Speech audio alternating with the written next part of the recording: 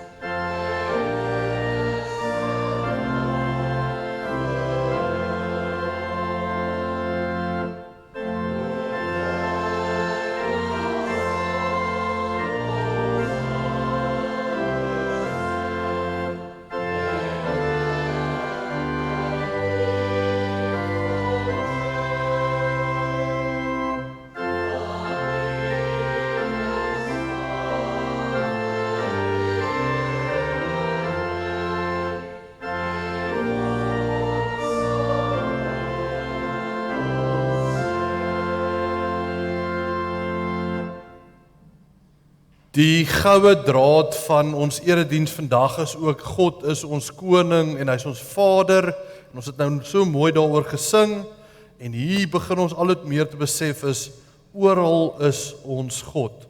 Kom ons sing saam lied 509.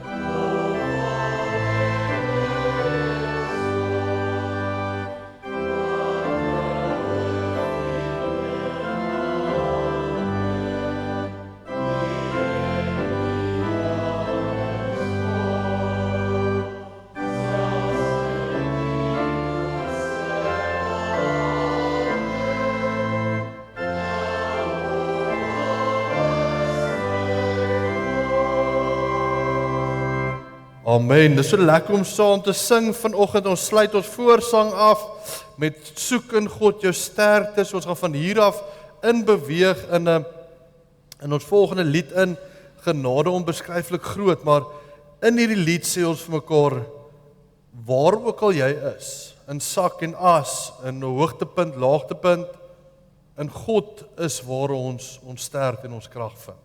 Kom ons sing hierdie lied ook saam met sy getuienis.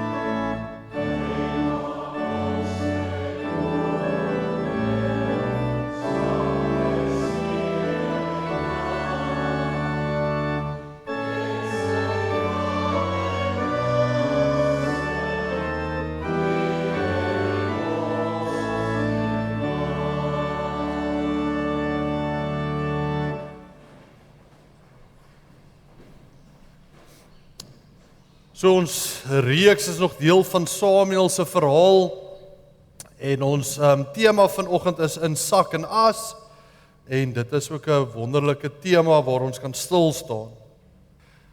Ons gaan nou lied 510 sing, genade onbeskryflik groot, en vir my die mooi van hierdie lied is dit is 'n lied wat ons sing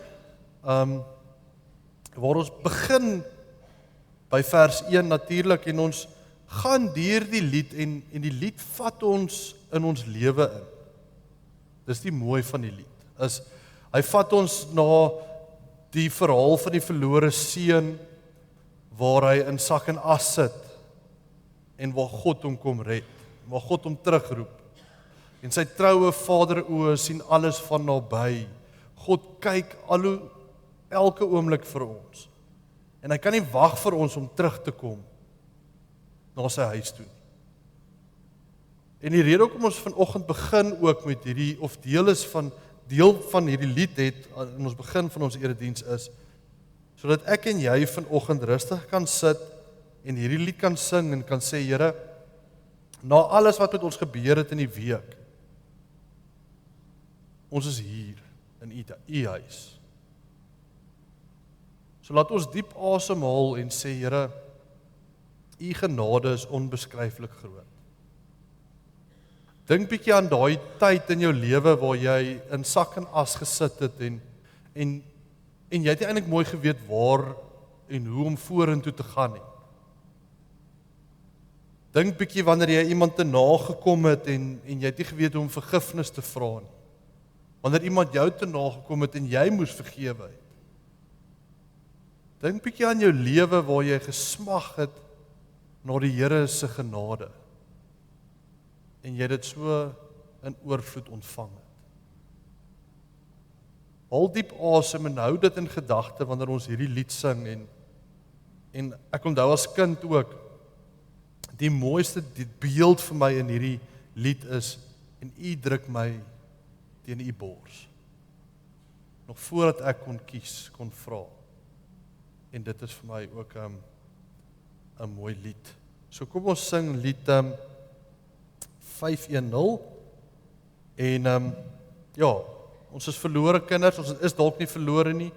Ons is baie keer soos Koos Du Plessis ook maar sing, wegloop kinders.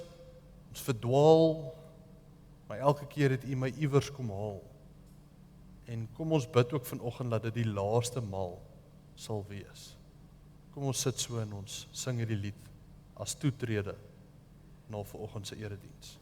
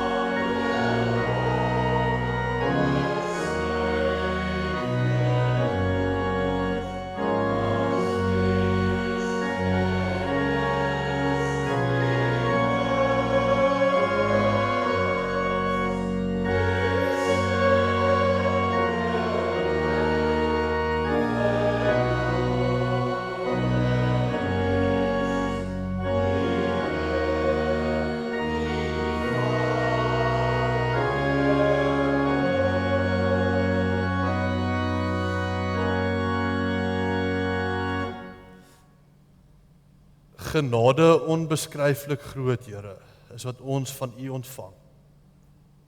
Here, ons is baie keer so besig met ons eie planne en ons eie kansse en ons eie geld en ons eie werke, dat ons dit eintlik alles net so nutteloos verspeel.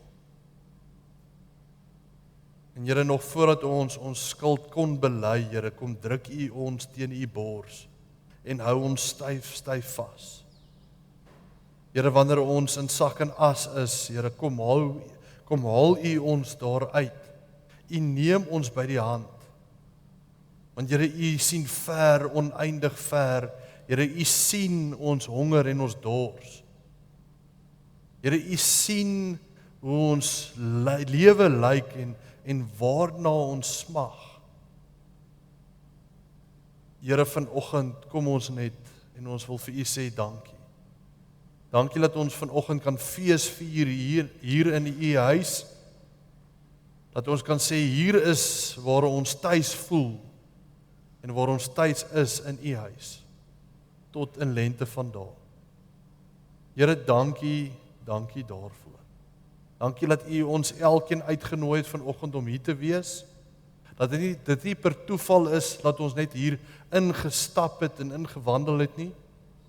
Maar Here, laat U vir ons elkeen 'n boodskap het vanoggend om met ons elkeen te praat en ons diep aan te raak. Dankie daarvoor.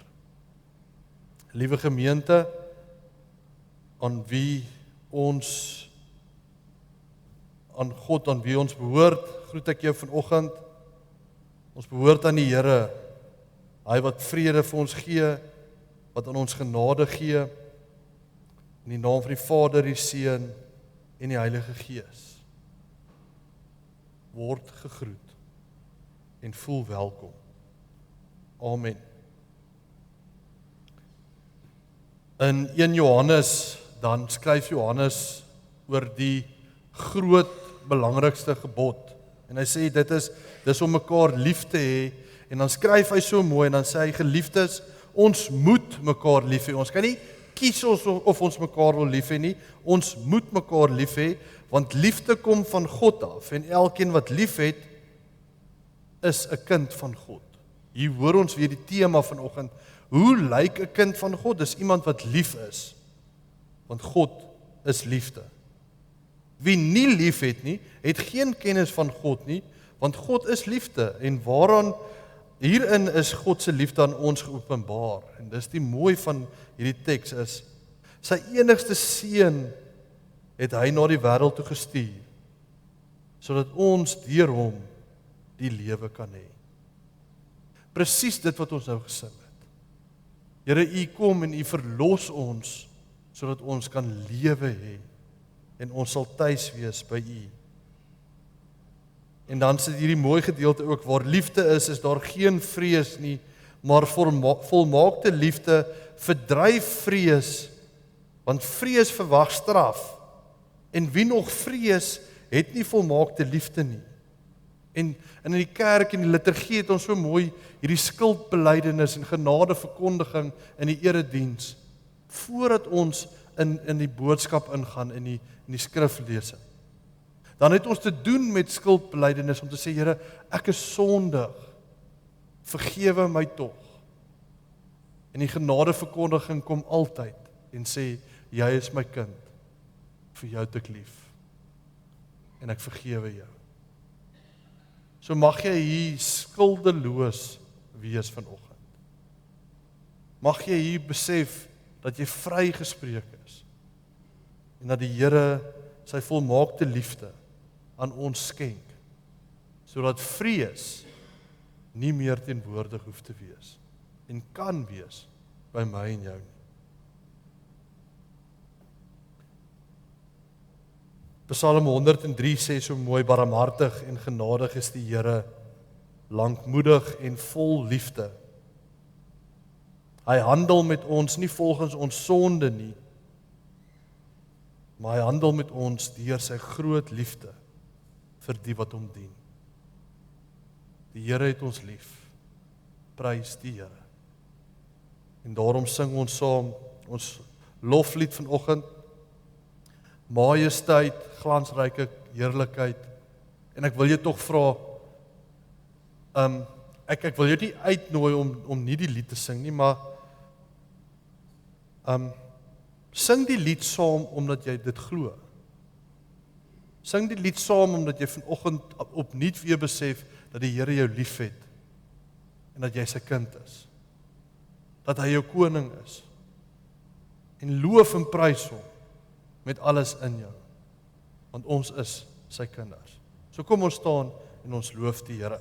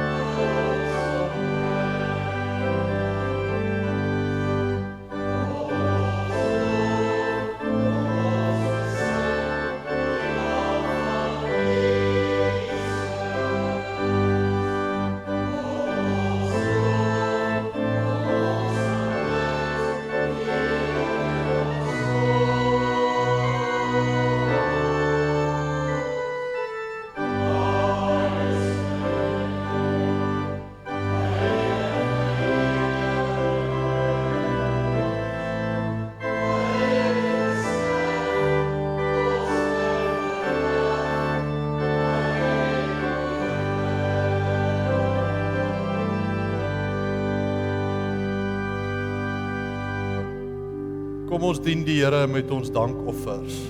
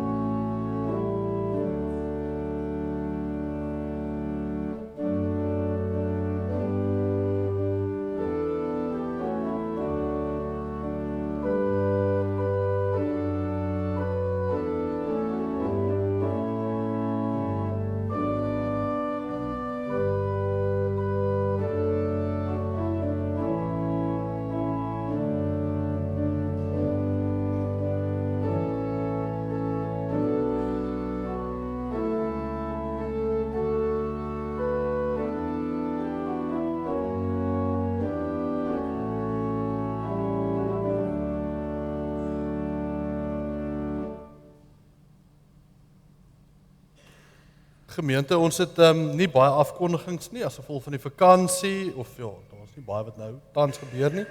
Ek wil tog die volgende afkondiging doen van oom Koenie Taljaard se roudiens wat hierdie Saterdag is, 11:00 by Lig en Lewe, sover het ek nog daai tyd. Ja, so ons bid vir Vlammele en mag ons hulle ook opdra aan die Here en hulle ook styf vashou. Die hele Taljaard familie. So Saterdag is hulle is dit ook oom Koenie se roudiens. Goed. Kom ons staan by ons reeks stil. Ons is in 1 Samuel 30 vandag, dis die laaste gedeelte van Samuel, 1 Samuel, maar voordat ons daarby kom, kom ons vertel net vir mekaar, waar is ons? So Samuel was die groot profeet, hy het vir Saul ook gesalf as koning, want die volk sê ons ook 'n koning, en Saul was 'n groot, sterk man gewees. En toe raak Saul bietjie van die pad af. En hy begin al hoe meer op homself te fokus, in plaas van die Here. En die Here maak toe 'n plan en hy sê, okay, goed, maar kom ons kry 'n ander koning. En hy kry toe vir Dawid, die jongste van sy broers, die man met die rooi gelaat. En toe, laas Sondag het ons toe 'n bietjie gepreek, gesels oor Dawid en Goliat. En Dawid het die jong seun, wat die enigste een was wat moed gehad het om hierdie groot reus aan te vat. En hy oorwin die reus, sonder enige wapenrusting, maar net met dit wat hy ken, oorwin hy die reus. En nou gaan die verhaal in 'n baie interessante plekke. So nou het jy heeltyd hierdie twee karakters, Saul, die koning, en Dawid, hierdie koning wat gesalf is in die stilte van Samuel en sy broers, en Dawid Saul wat dan eintlik hierdie Dawid aanneem as sy eie, en elke keer wanneer Saul, daar staan so in die teks, hy word aangeval deur bose geeste, en dan kom Dawid, dan speel hy lier, en dan word Saul rustig. En toe gebeur daar 'n sekere, Dawid gaan toe uit, hy's 'n groot en sterk soldaat, en elke keer wanneer hy uitgaan, verslaan hy die mense. En hy oorwin, en hierdie een groot oorwinning, kom hy terug, en die vrouens van Israel begin te sing. So Saul het nie eintlik baie geworry oor Dawid nie, hy was baie beïndruk met Dawid, maar toe die vrouens begin sing, toe begin Saul bietjie kriewelig geraak. Want die vrouens sing, Saul het duisende verslaan, maar Dawid, hy het 10.000 verslaan. En soos 'n man nou maar doen, wanneer vrouens begin sing oor 'n ander man, dan raak hy jaloers. En hy begin toe baie jaloers raak, en dit het homself verteer. En hy begin toe 'n haat ontwikkel vir Dawid. Soveel so, dat terwyl Dawid nog die lier speel, Saul sit met sy spies, en hy gooi vir Dawid, gelukkig mis, want Dawid koes toe. 3 keer probeer hy vir Dawid doodgooi met 'n spies, terwyl hy musiek maak vir hom. En Jonathan, Saul se seun, begin toe agterkom dat Saul vir Dawid wil doodmaak, en hy help toe vir Saul, en snaaks genoeg Saul se dogter, help hom toe om te vlug uit die koningshuis uit. En so vlug Dawid, en Saul sit hom agterna, en op 2 geleenthede lees ons dat Saul aan die slaap raak, en Dawid hom kon doodmaak het, maar hy het nie. So Dawid, hierdie man van God ook, sê toe vir hom, maar Saul, hoekom wil jy my doodmaak? Jy is dan my koning, ek wil niks kwaad aan jou doen nie. En elke keer dan sê Saul, ek is jammer, en dan raak Saul weer kwaad, en dan jaag hy hom weer, en tot op 'n sekere punt, was Dawid toe saam met die Filistyne gaan bly het. Nou, dis 'n belangrike merker, Goliat, hy was 'n Filistyn, so die Filistyne en Israel het oorlog teen mekaar gehad, so Dawid gaan vlug toe en gaan bly saam met die vyand. En Akis, een van die prinse daar, so ontvang hom toe, en elke keer as Dawid uitgaan om te plunder, dan gaan maak hy almal dood. En dit is vyande van die Filistyne. So later aan Akis begin hom te waardeer en hom te vertrou. Maar daar's iets wat nie so duidelik hier gesê word nie. Dawid het verander. Dawid het verander van hierdie sterk man met integriteit en 'n verhouding met die Here, het hy begin verander in 'n valse man. Want hy was met rede in by die Filistyne, hy wou hulle bedrieg en hy het gelieg sodat hulle vertroue met hom moet hê. Dit klink soos 'n fliek. Sodat hulle hom moet vertrou, sodat hy hulle kan verslaan en weer by Saul goeie guns kan kry. So hy begin 'n man te word wat die Here nie ken nie. 'n Man wat lieg en bedrieg. Nou lekker, en dit is goed, en dit is vir my en jou goed om te hoor vanoggend is, dat die Here altyd agter die skerms werk. En die Here laat alles ten goeie meewerk. Ons ken daai mooi verhaal. En wanneer ons in moeilikheid is dit nie vir ons lekker om te hoor nie, maar dit is wat gebeur. So, Akis, die prins, kom toe by al die ander prinse van die Filistyne, en hy sê te hulle, maar hier's Dawid, hy wil saam met ons gaan veg. En daai ander prinse sien toe reg deur die plan en sê, nee wat, hierdie Dawid ou kan ons nie vertrou nie. Hy is dan dieselfde ou wat vergooi laat verslaan het, hy is dan dieselfde ou wat 10,000 man verslaan. Jaag hom weg. Ons het hom nie nodig nie, want hy gaan ons net bedrieg. Nou dis 'n baie belangrike werker, en Dawid is toe nou nie deel van die oorlog nie, en hy gaan toe terug, en dis nou waar ons is in 1 Samuel 30. So kom ek lees dit en dan bid ek vir ons. 1 Samuel 30, toe Dawid en sy manne op die 3de dag in Siklag aankom, dis die dorp wat Akis vir hom gegee het en gesê, jou manne kan hier kom bly. Hulle het ook die vrouens gehad, hulle het hulle vrouens daar ontmoet. Dawid bring ook sy 2 vrouens saam en hulle is almal daar. Toe hulle nou weggejaag is uit die Filistyne uit, kom hulle nou by hulle dorp aan waar hulle vrouens en kinders gebly het. Het hulle gesien dat Siklag, Philip, jy hoor dit, nee, okay, goed. Het hulle gesien Siklag is verower en afgebrand. Hulle het vrouens en almal daarin, groot en klein, as krygsgevangenes geneem en weggevoer.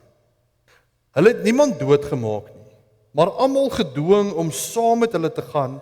En wie was dit? Die Amalekiete.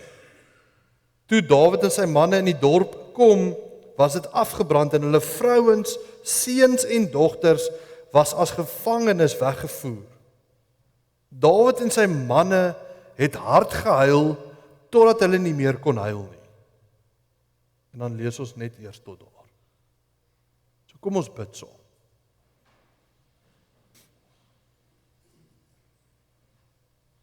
Liewe Here, ons het nou 'n mondvol goed gehoor.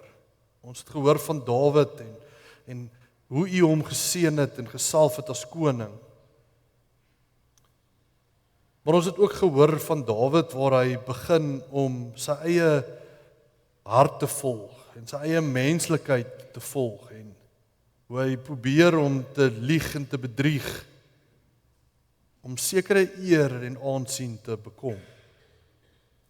En Here, toe hulle nou in Siklag aankom, dan lees ons so van onsself. Ons lees dat ons ook baie keer in sak en as is en dat daar goed gebeur in ons lewens waar ons voel dat ons, wanneer ons by ons dorp of ons huis inkom, alles afgebrand is en weggevoer is.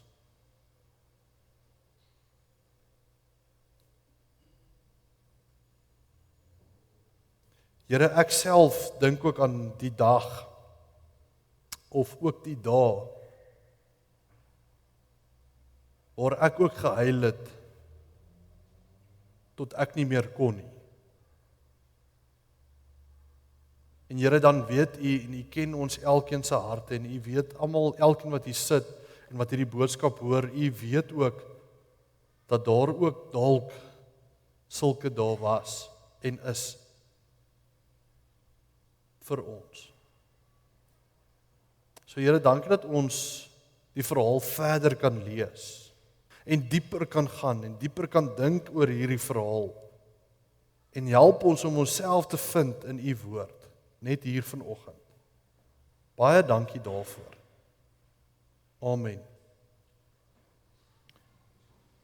So Dawid in die vleur van sy lewe, nie vleur nie, maar ek meen,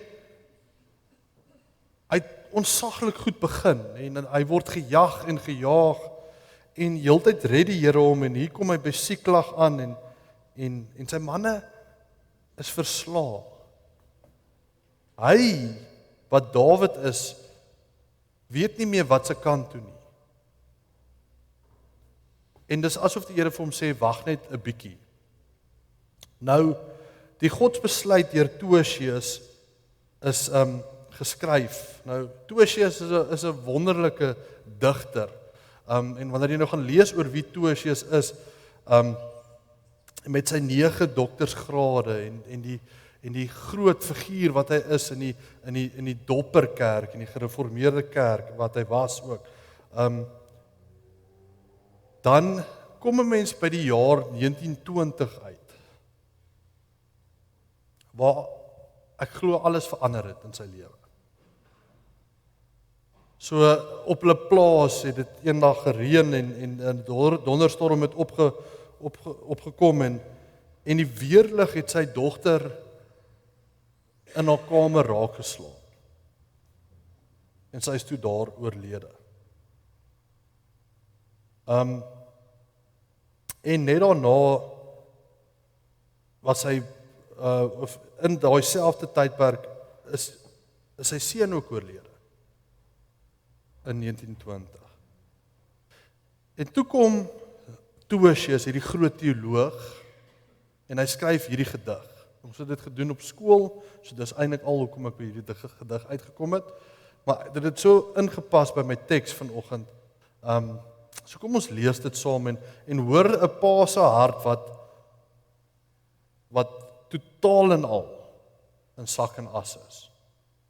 So, voor die onheilswoning en tussen die skaars beblaarde soedoring staan 'n droë aarde, maar lowergroen en blink van blad, die wag 'n bietjie langs die pad.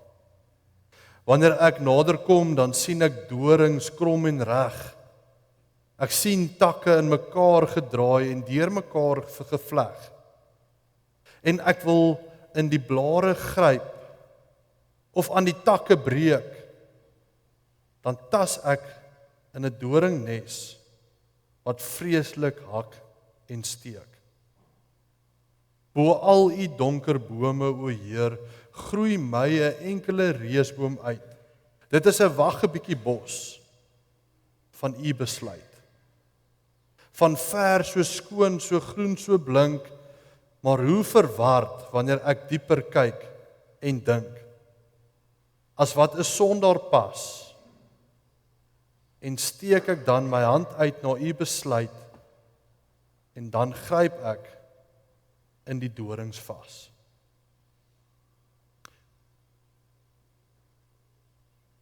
As jy terugdink aan jou lewe, aan jou donkerste dae, en jy lees hierdie gedig dan lees jy iets van jouself hier raak. Wanneer jy gryp na die Here en dit voel vir jou, elke keer as jy gryp jy net 'n handvol dorings, want dit is seer en dit is so vol pyn. Wat Toesius hier reg verwoord ook, is dat 'n wag 'n bietjie bos die mooiste beeld kan wees vir ons in daardie oomblikke. Want dit laat ons bietjie wag. Dit laat ons tot stilstand kom. 'n Hak en steek is juis dit is wat die woord sê, hy laat jou stil staan in hierdie seer, in hierdie pyn. En dis wat Dawid en sy manskappe is. Dis wat Toesius is.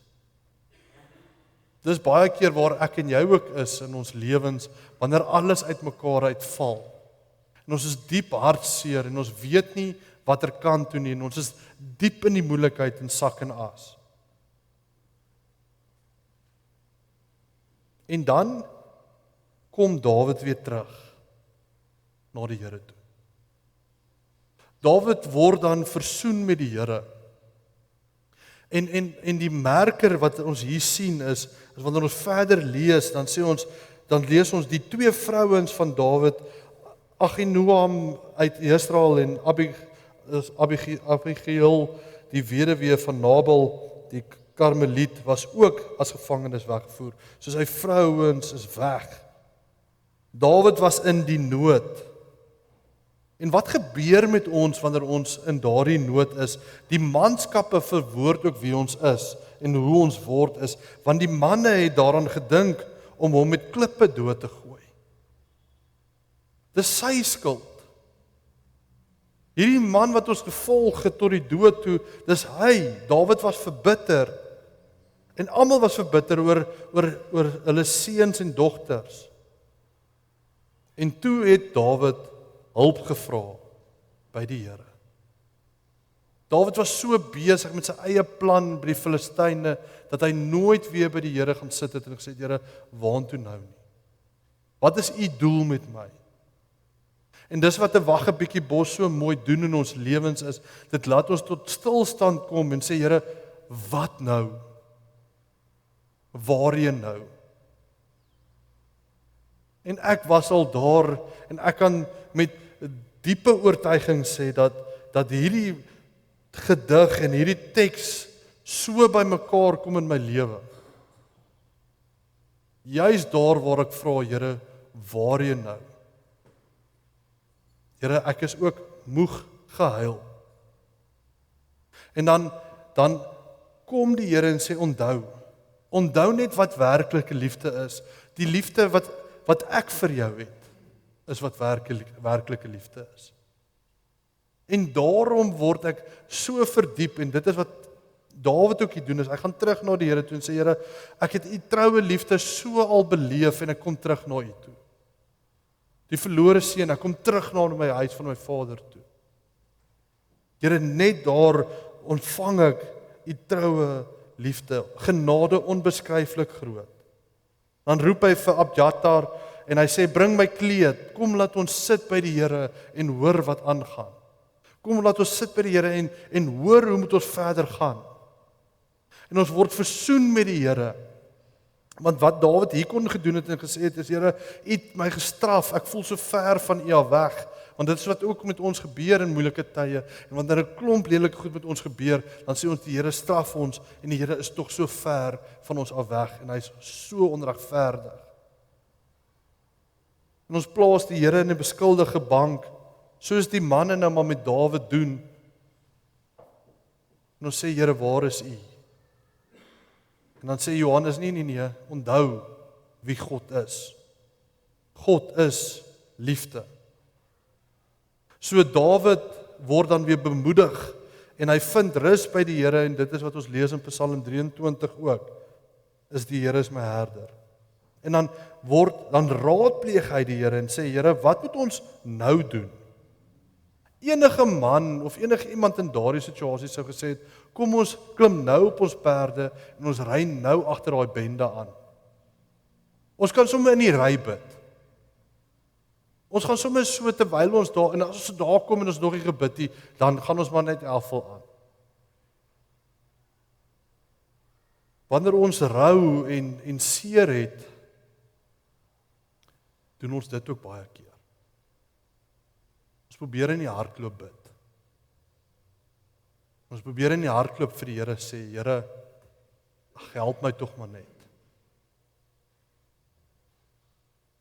Dawid gaan haal sy kleed en hy raadpleeg die Here. En hy sê, Here, hoe nou? Moet ek hierdie bende agtervolg?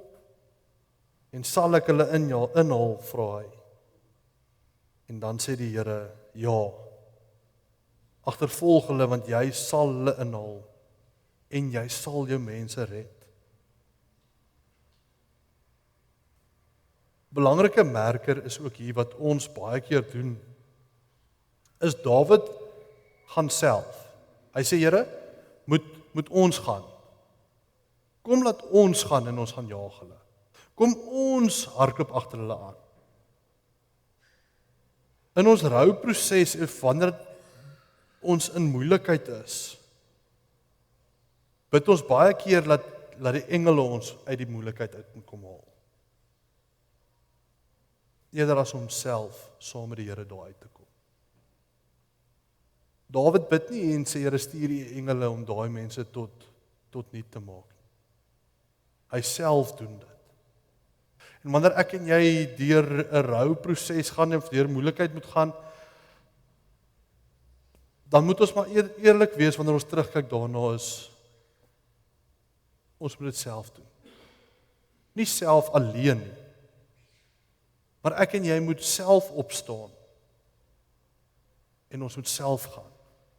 Ander mense kan dit nie vir ons doen. Ander mense kan nie ons hartseer, hulle kan ons hartseer verlig, maar ander mense kan ons nie minder hartseer laat voel eintlik. Ons self wandel, saam met die Here. Ons moet versigtig wees om te sê, Here, maar ek kan niks doen nie, laat u engele dit maar nou net oorneem. Dit is maar net wat ek daarby wil sê, en hy vertrou op die Here, want die Here gee hom nuwe krag. En die Here sê, gaan, jy sal hulle inhaal, jy sal hulle red. En dan begin hulle met 600 man, en baie keer staan ons op, vuur en vlam, en ons begin, maar na 'n lang gejaag, val 200 van die manne uit. Hulle raak moeg. Hulle kan nie meer verder nie. Dis waar baie keer wat met ons ook gebeur, wanneer, toe my pa sterf die dag, was al 'n klomp mense wat vir my gebid het, en saam met my gehuil het, maar na 'n maand het almal maar aangegaan. Dis maar net deel. Dis maar net. En die 400 mans gaan saam. Die wat aanhou. Die wat naby jou beweeg. En dis ook 'n belangrike merker, want op die einde van die dag was die Amalekiete ook 400 gewees. So die Here wil nie onregverdig wen nie. Hy sê so, okay, 200 gaan bly by die huis, of bly agter, en hier is ons nog 400. Laat die nommers daarom net tel. En dan vang hulle, en hulle kry almal terug, en ons staan so mooi, nie een was dood nie. Niks of niemand was dood nie. Al die skape, al die beeste, al die mans, of al die vrouens, al die kinders, almal was gered gewees. En hulle het sommer nog geld bygekry by die bende, uit die byt wat hulle gekry het, en dan kom hulle terug by die 200, en hier sluit ek nou af, my preek half, na die einde toe. Want ons hoor dat ons in sak en as is, en ons hoor hoe die Here by ons is, en ons hoor wat die Here vir ons gee. En ek raai dit nie, ek sê dit net met duim uit nie. Die Bybel sê dit vir ons. Hierdie God wat ons lees in die Bybel en wat ons beleef in ons lewens, is onveranderd. Daai keer toe jy in sak en as was en jy die Here beleef en so naby beleef, hy het nie verander nie. Hy het nie wegbeweeg van jou nie. Jy het verander. En die wag 'n bietjie bos is so mooi eintlik, want ons moet elke dag 'n bietjie wag. Ons moet elke dag gaan kyk hoe goed die Here vir ons is in die klein dingetjies, want ons mis dit so. Wanneer iets groots met ons gebeur, dan skrik ons half amper dood. En ons sê, waar is die Here nou? Wanneer ons hom beleef in die klein dinge, dan weet ons presies waar is hy. Wanneer ons net 'n bietjie wag. So dan kry hulle 'n klomp goed. En die 200 man kan nie verder nie. En die Here gee aan hulle nog soveel meer. Dis ook wat gebeur met ons. Wanneer ons uit ons moeilike omstandighede kom ons met soveel meer uit.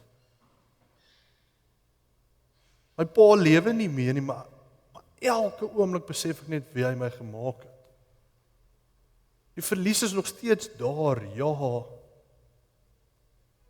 Maar ek is fisies groter ook nou, maar mens groei En mens kom met soveel meer uit as wat jy daar was wat 4, 5, 6 jaar terug. En dan kom hulle by die 200 man en dis belangrik. En dan sê die 400 mans, maar hulle kan nie deel hê in hierdie rykdom nie. Hulle het nie saam met ons gegaan nie. Dan sê Dawid nee, Moses het ons geleer hiervan, almal kry dieselfde. En in die week gaan kuier ek by mense wat deur 'n moeilike tyd gaan en ek 'n baie moeilike tyd en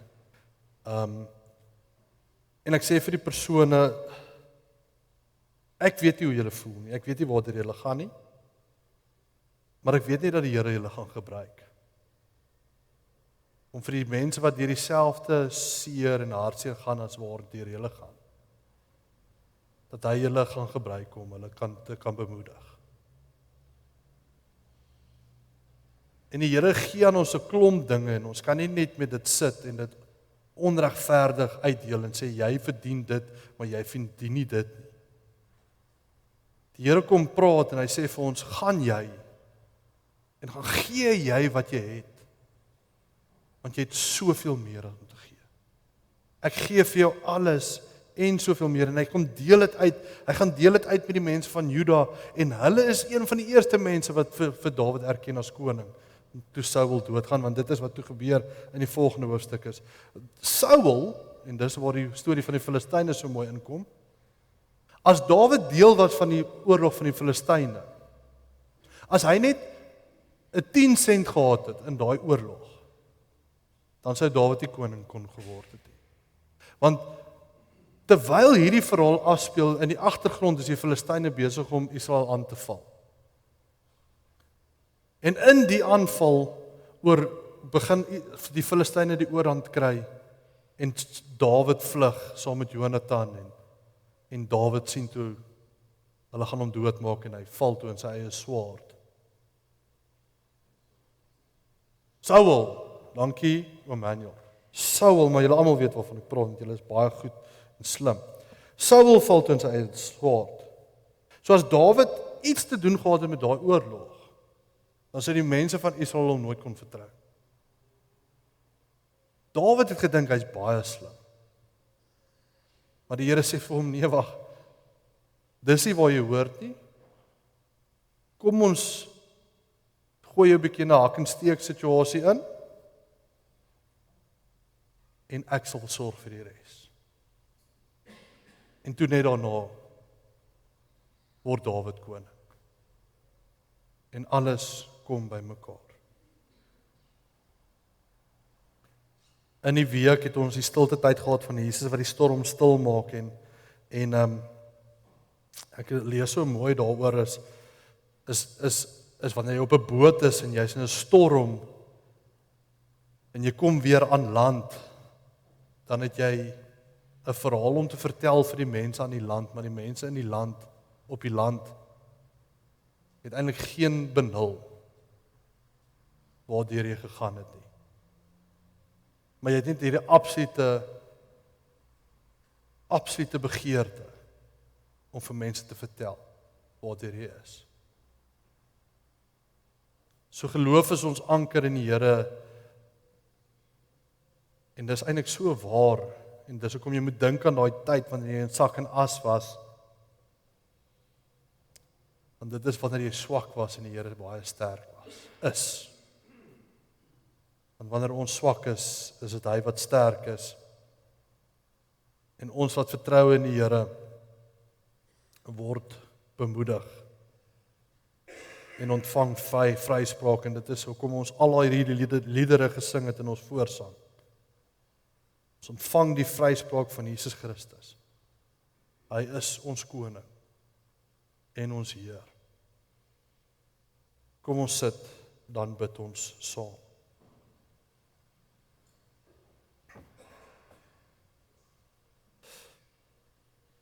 Ons enigste troos in lewe en dood is dat ons aan Jesus Christus behoort. Met sy kosbare bloed het hy ons vrygekoop. Dit is ons anker en ons vaste hoop.